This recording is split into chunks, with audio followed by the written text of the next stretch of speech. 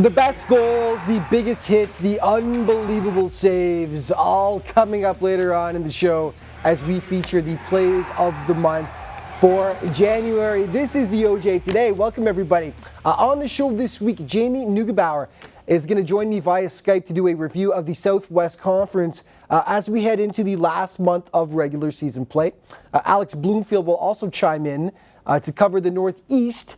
And as mentioned, we'll have all the biggest plays from January for you as we check out the plays of the month. First, though, the Markham Royals are looking like a sure bet to grab their second straight North Division title. And a huge reason for their success has been the play of forward Riley St. Onge. Now, the 18-year-old is on the verge of setting career highs in both goals and assists, and he's going to be a key man for the Royals if they hope to do some damage in the playoffs this year.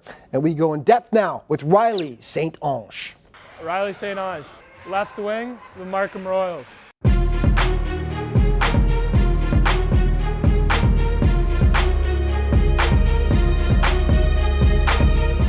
Riley St. Onge knew he had big shoes to fill this year.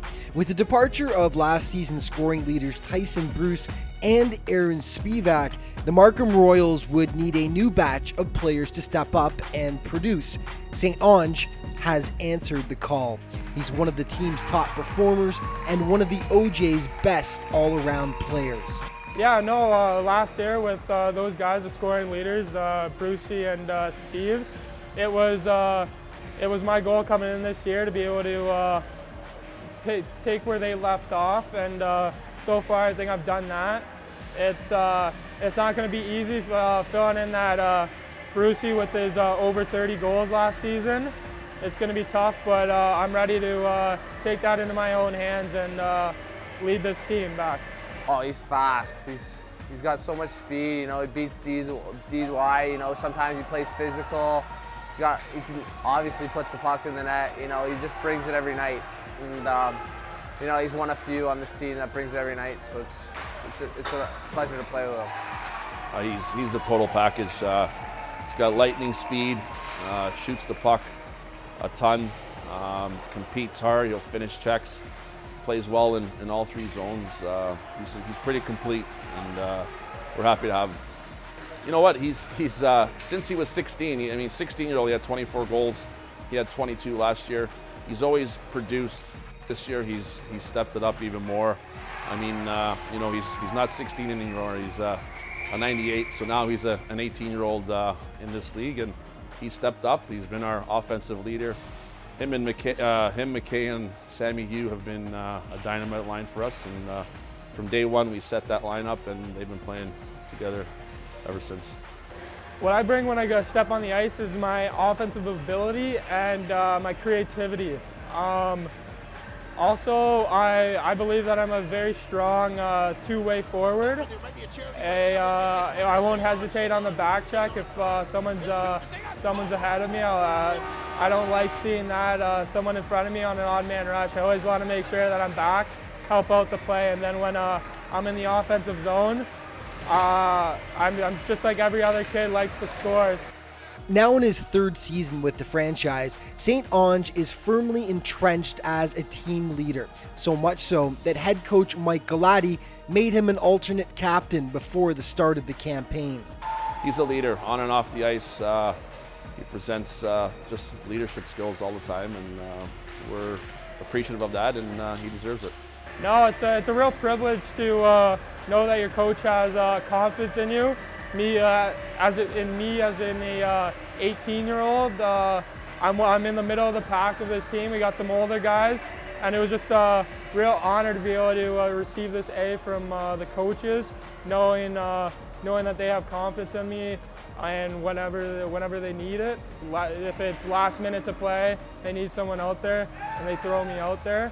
It's stuff like that, or if they need a goal, they throw me out there. It was a real nice gift, as I can call it. St. Onge had a choice to make as a 16-year-old. A sixth-round draft pick of the OHL's Flint Firebirds, Major Jr. was an option, but the star forward has his sights set on an NCAA scholarship. And although he hasn't signed yet, his coaches and teammates feel it's just a matter of time? Oh, 100%. He's D1 talent. He's got the goal scorer and the speed. Like, you can play in your fourth line, you can play in your first line. He's that kind of player, and you know, he's still young too. He's just 2 more years in the league. You know, he's for sure gonna get a deal. Just where and when. 100%. He's talking to a ton of schools. You know, sooner or later here, within the next few weeks, hopefully he can commit somewhere. I think he deserves a D1 commitment. He's a D1 hockey player. Does all the things any coach would want out of his players, and hopefully he gets his commitment soon. It's been a dream for the past couple of years trying to go that route. It's I've been told that it's a lot of fun and you can't do any wrong with it. They develop you and treat you just like the next level. So that made me really think and made me really even want to work harder to be able to get that scholarship to go Division I. Okay, OJ trivia for this week, and the question is, who was named the 2015-16 OJHL Most Improved Player? Who was it?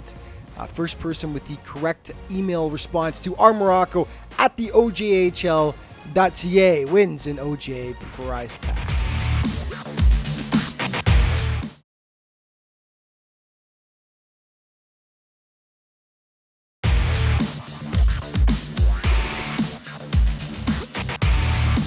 Welcome back to the OJ today, and he's starting to become a regular on the show now. I'm pleased to welcome back Jamie Neugebauer via Skype to do a little Southwest Conference review so far, as we're about a month away from the playoffs. Jamie, welcome back.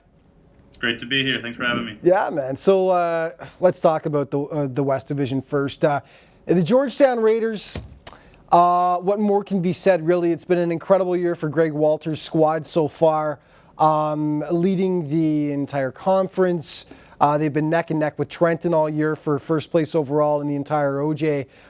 Huge moves at the trade deadline. Anyway, I'm just going to shut up and let you talk about them for a second because I could go on and on. But Georgetown's been an amazing story this year, haven't they?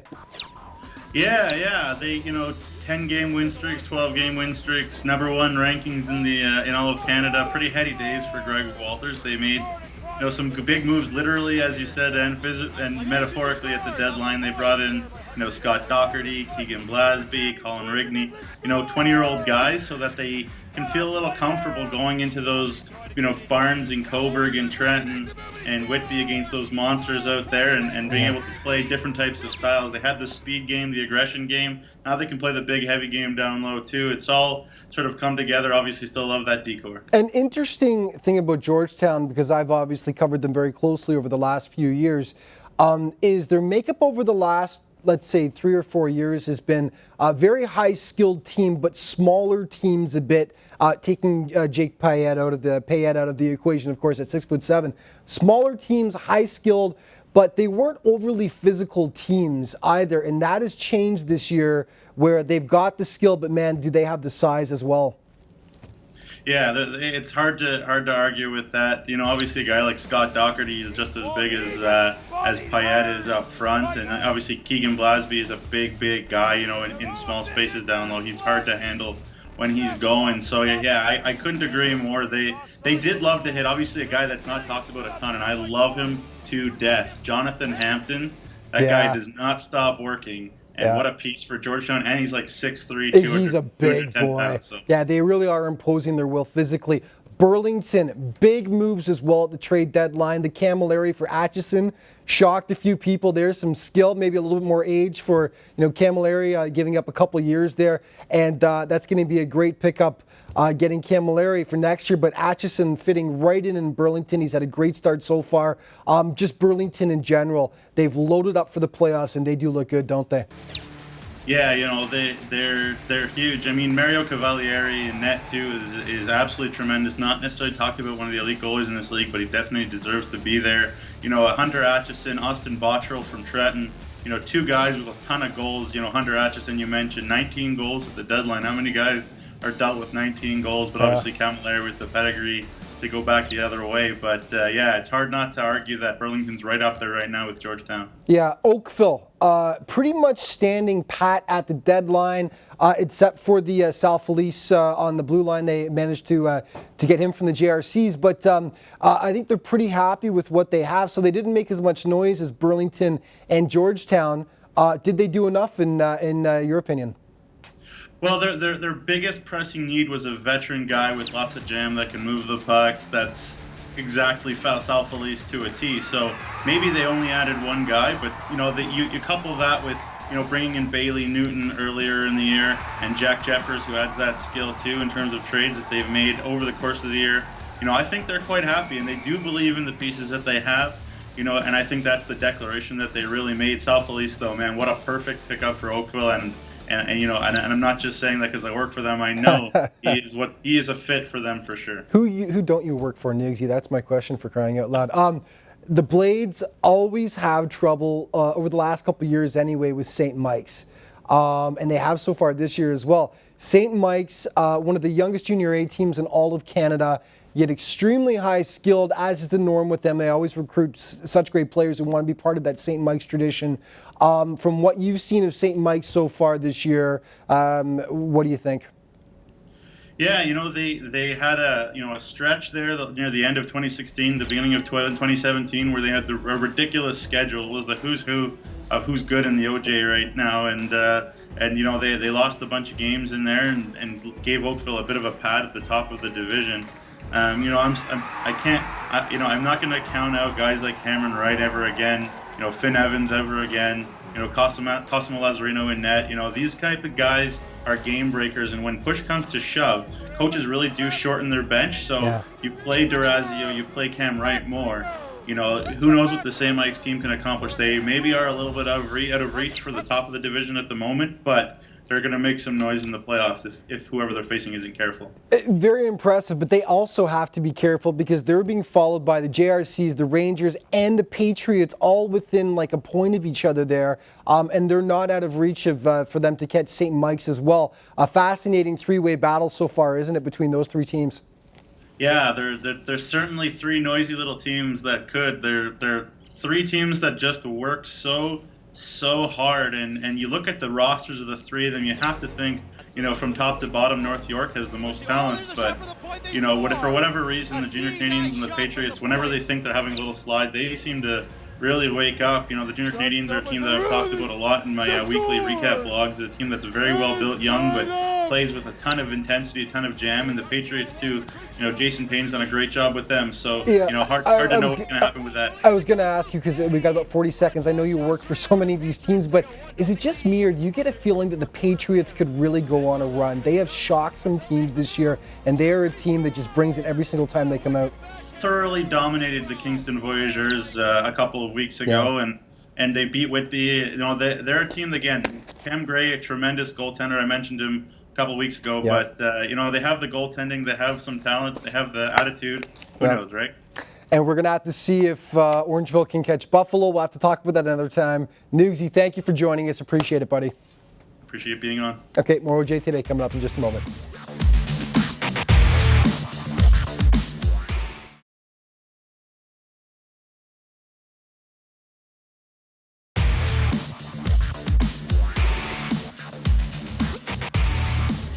Welcome back to the OJ Today. From the Southwest, we move now to the Northeast, and to help us do a review of what's happened so far and the look down the stretch as we head towards the playoffs, Alex Bloomfield back once again, the play-by-play man for the Pickering Panthers. Alex, welcome back to the show, buddy. Thanks for having me on as well. That's an exciting time, isn't it? We're going to cover pretty much all the teams still in the race here anyway. But let's start with Trenton. Hanging in there, number one in that incredibly difficult Eastern Division. The Golden Hawks, I was actually out there a couple of weeks ago, got to say, absolutely fantastic atmosphere at the hangar at the Duncan Memorial Arena there. They put on a great show, great fan support, and they're number one in the East right now. Yeah, getting ready for the Dudley Hewitt Cup. It's going to be a barn burner regardless of how they get there as host or as champion. And the Trenton Golden Hawks, we say hanging on to first place in the East, I mean, I'd say they're doing so quite well. Sure, they had a loss against Whitby not very recently, but they responded with a couple wins over teams that were right in the race behind. Like one was over Wellington, but regardless, they've got right back on track. They're going to have a hiccup here or there, but this Trenton team, they're 4 points up on those two right now, and they have games in hand. I don't think they're going to lose this lead down the stretch. No, it's interesting though when you look at Whitby because Whitby, the only team to beat Trenton 3 times this year, and they beat them all 3 times they faced them, which is incredible. Whitby having a great season. As mentioned, they are within striking distance right now, even though Trenton has games in hand. But is Whitby a team that's kind of been ignored and is not getting enough respect out there?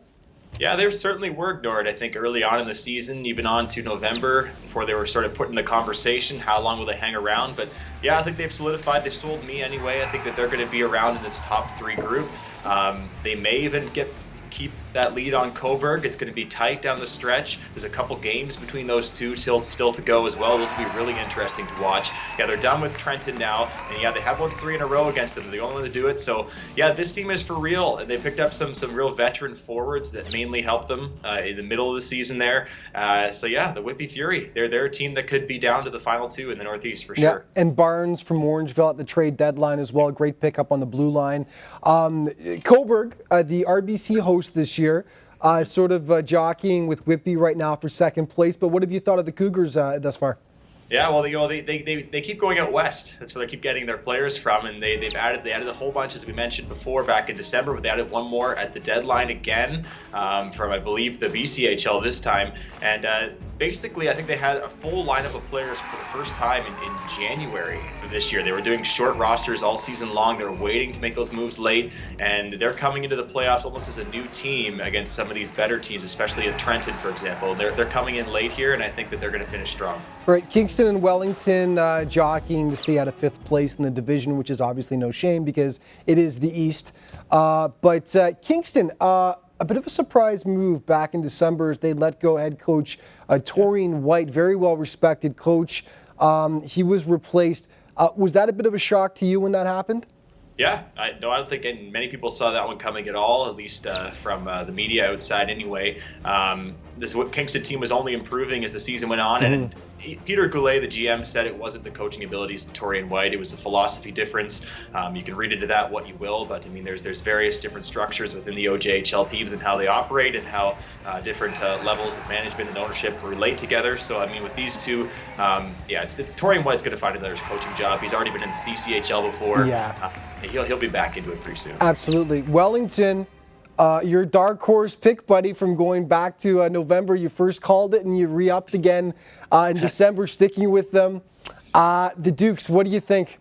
You know, they're the dark horse if you can take out Whitby and Cobourg and not call them dark horses at this point and take out Markham. I would say of the bottom 4, I would still like them. They aren't necessarily making me feel too confident in how they've been playing over the last month or so. But you know what? It's still their goaltending, man. They're still their goaltending that's selling me. And if it comes to a playoff series, you can win it with just a goaltender sometimes. And that's what Connor Rickman's been doing, and he can do it. Yeah, Rickman, the Iron Man for them so far this year. Let's move on to right now the North Stouffville and Markham. Markham has padded their lead a bit now. Looks like they're going to take the North again. Are Markham contenders? Can they take down some of the teams from the East, which they're obviously going to have to do once they get to the postseason? Absolutely. I think the Markham Royals have solidified themselves as a top 3 team. I think whoever comes out of that mess in the middle of the East, plus Trenton, plus Markham, is sort of the top 3 because Markham, it looks like they're going to get Stouffville. Stouffville's actually been dropping like a stone. They have. They've lost some real bad games, twice to Lindsay, to Newmarket as well. I don't think they're coming anywhere close to even 5th, 6th. They're going to finish 7th, which means they'll play Markham in the first round. Yeah. They could send them to a long series, but if they don't and Markham gets some more rest, they could easily win that second round against one of those Middle East teams and then be on to the conference finals. Right. And then Newmarket and Lindsay battling for the 8th and final playoff spot. You know, both teams have the power to surprise. Newmarket's pulled off some big wins so far this year. But who do you like they're advancing in the last playoff spot? Who do you think it's going to be? You know what, I was all ready to say it's going to be Lindsay about a couple days ago, but then Newmarket went out and they put up a couple of very contrasting efforts in games, and I can't put my finger on Newmarket. They have the 4-point advantage, which may be enough just simply based on how much time is left in the season just to hold on. I was looking at their schedules. Lindsay's is slightly less stacked against them. I say they have a few easier games, but I'm not sure they can make up that 4-point window in about 10-12 games here. They have 2 games against each other. They have to win both, and they have to win in regulation. Right, and whoever gets that is going to have to go up against the number 1 seed, most likely Trenton. Is that going to be painful to watch, or regardless, is this a good learning experience for Lindsay or Newmarket? Yeah, I think they both want it. There's no reason not to. It's not a league where you necessarily get any advantage by missing the playoffs. So there's draft release. So I think they'll both take it, even if it is a 4-game sweep. And they can win one of those games at home. You never can. Trenton's shown that on the road they could sometimes make a hiccup, and why not? The playoffs. Absolutely. Alex, always appreciate the expertise. We will have you on again when we do our playoff preview. Thanks for joining us, buddy. All right, thank you. All right, more RJ Today coming up in just a moment.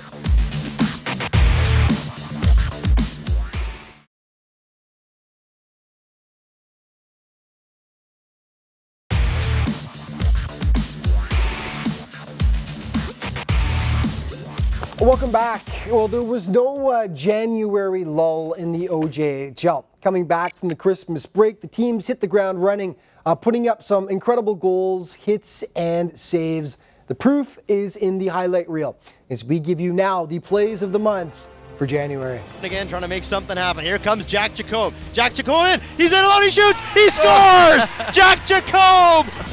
Back to McLean, looking for Petrucci. Benwell, he scores!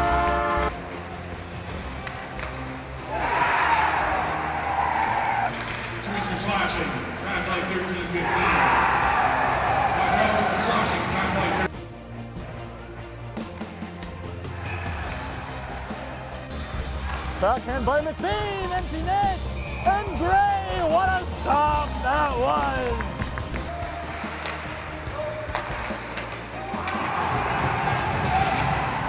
Tries a center, back to the point, and oh, a big bump there is Luca!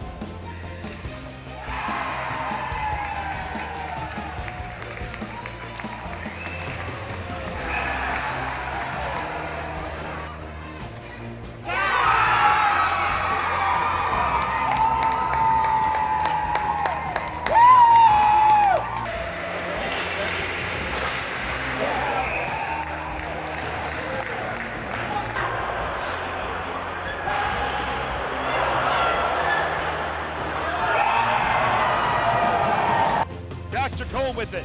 Combe makes a pass over to Ostro to Dickinson in front. Dickinson slides and scores. Oh, what a pretty play! The Junior Canadians come back the other way. McBain leaves it. Jaffe out in front to shot. They score. Artur Turchia. Now Jacombe has his pocket picked there. There's a shot. It's blocked. The rebound. They score! What a hard rocket by Zach Lyons, and we're tied at 4.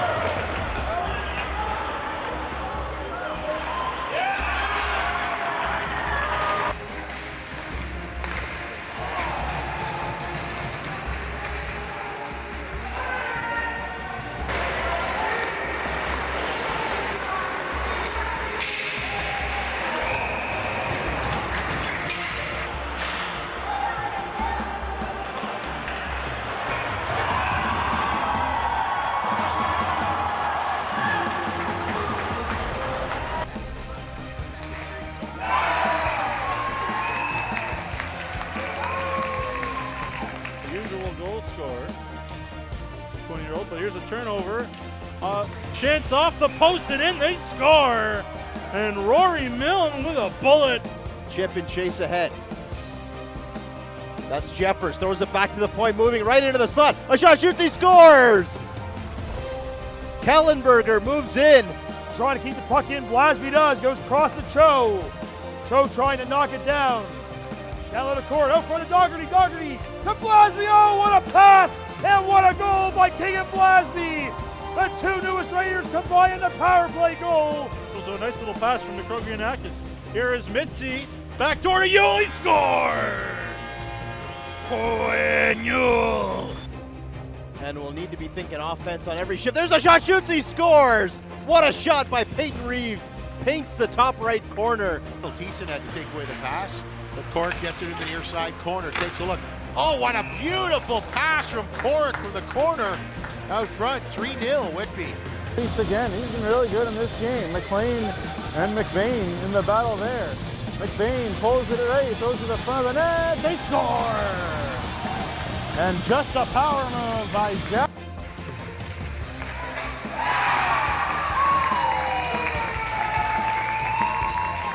Down at the Herb Carnegie Arena, a chance to tell them how much I enjoyed the Suns play. Oh, Heaps throws that one under the crossbar over the shoulder. We saw Heaps do that in the second period, but a nice.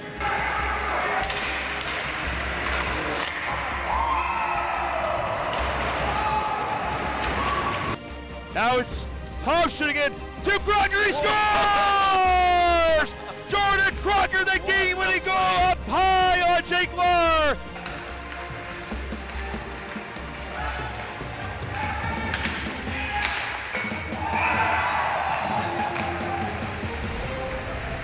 Doubled now. Right wing side, left-handed shot, peels away, looks to the far side, head to center. Oh, what a doozy!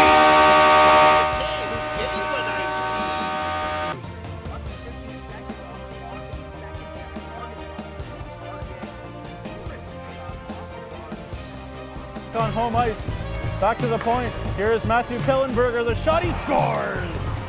And what a bullet, Matthew Kellenberger. Can't do it. Here they come, 2-on-1, Petrucci busting it, Petrucci. Over there, shoots, he scores! Cole Galiza goes roof daddy! And the Blades looking for more. Here is Bryce Misley.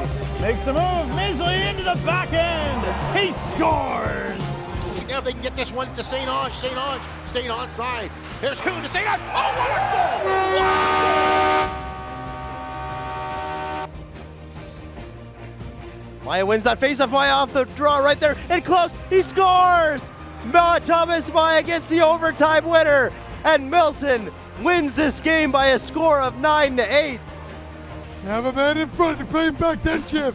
Give it away! Holland's free! Holland! Backhand scores! Eric Holland wins it in overtime! And that is going to wrap it up for this week. But just remember to keep up to date on everything with the league. Head to ojhl.ca. On Twitter, you can find it at OJHLofficial. And on Facebook at facebook.com/OJHLofficial. Thank you so much for tuning in, folks. And we will see you next week.